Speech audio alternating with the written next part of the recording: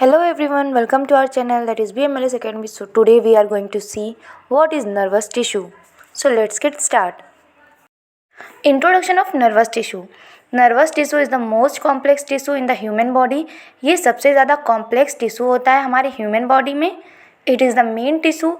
ये main tissue होता है of our nervous system. It is formed by a network of more than 100 million nerve cells. तो ये 100 million से भी ज़्यादा नर्व सेल्स के नेटवर्क से मिलकर बनता है हमारा nervous system. Function of nervous tissue. तो नर्वस टिश्यू का फंक्शन क्या होता है? Regulates and control body functions.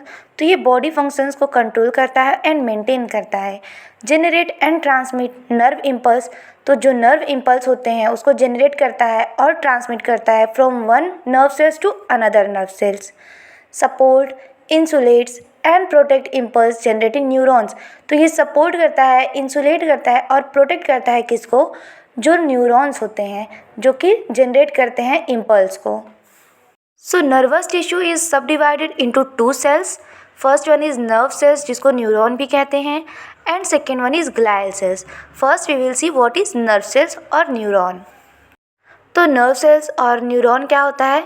Neurons also called as nerve cells is the fundamental unit of brain and nervous system. तो न्यूरॉन भी कहते हैं और नर्व सेल भी कहते हैं. ये क्या होता है? मेन फंडामेंटल यूनिट होता है किसका? ब्रेन का और नर्वस सिस्टम का. And it is composed of cell body.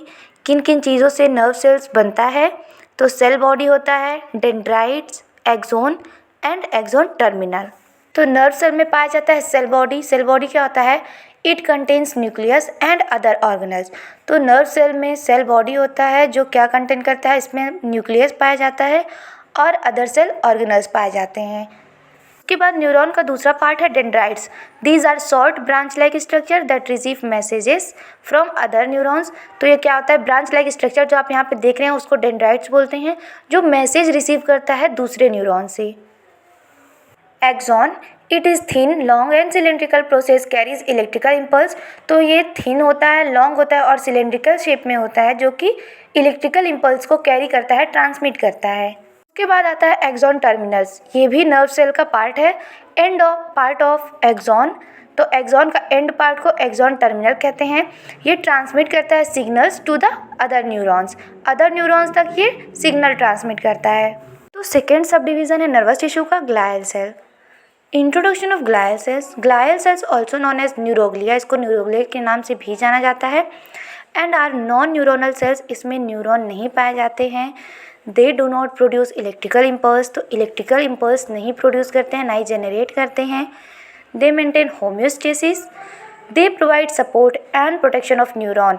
इनका काम केवल होता है कि ये सपोर्ट प्रोवाइड करते हैं और प्रोटेक्ट करते हैं न्यूरॉन्स को. So these are the types of glial cells: Schwann cell, oligodendrocyte, microglial cells, ependymal cells, astrocytes. So these are the types of glial cells.